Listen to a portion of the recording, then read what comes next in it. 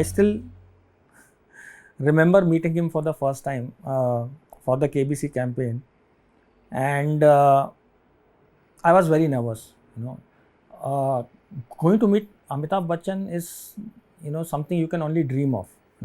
And here I was going to go and narrate 3 scripts to him of the campaign, which we thought was something which was very good, which was about "Koi bhi sawal chota nahi hota." That was the first campaign which we did. And Mr. Bachchan has this habit, that when he's sitting and listening to you, he's almost non-reactive, and he's got little bit of his mouth which is open, This is how he looks at you. So I narrated first film, so I narrated second film, narrated third film. I was wondering, that is he going to tell me to get out of the house? Is he going to tell me that this is very bad? I could not read, what was going on in his mind. And after I said, that that's it, okay. It's very good, very nice, very creative. I really like it. And I was like, man, I was so nervous around that time. But when he said, this is very good, I really like it, I was relieved. And after that, I think I've been a part of KBC campaigns for almost 13 years now. I've been involved in every campaign in some way or the other, either as a writer or as a director or as both. And all I can say is that I would not want it to end. There comes a time when you get tired as a writer. And how many more campaigns can you write? How much more can you write? But with KBC, there has never been a fatigue. Every year we take it as a challenge. Okay, we've been doing it for very long now. Let's see what is the new thing which we can come up with this time.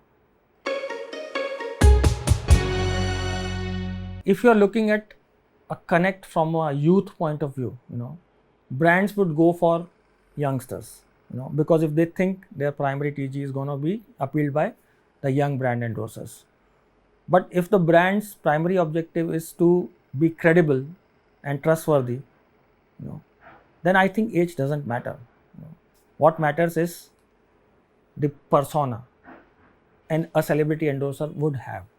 And I think that is where Mr. Bachchan fits in. And that is probably the reason why he's a darling of so many brands. The way he has conducted himself in his life, the way he conducts himself professionally, the way he is loved by the people, and the voice of authority and trust which he commands is something which I think makes him a darling of most of the brands. And just see the number of endorsements he's doing, it's incredible, even at this age. I'm very grateful to life for bringing KBC in my life. The kind of joy KBC campaigns have given me as a creative person, is something I'm going to cherish for the rest of my life. But more importantly, it has allowed me to come in proximity with Mr. Bachchan, So it's all thanks to KBC, that I share more than, not such a formal relationship with Mr. Bachchan, I can say that yes, I know him at a personal level also. And it all started with KBC.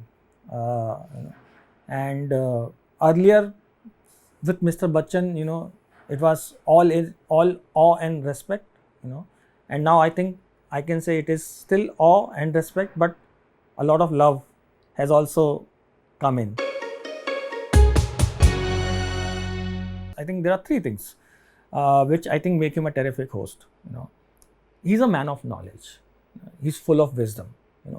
And for a host of a show of KBC stature, has to be somebody who you can say, yes, he also knows the answer. He is a man of wisdom. Secondly, the kind of reach which he has with the audience. It's Amitabh Bachchan who's coming on your TV.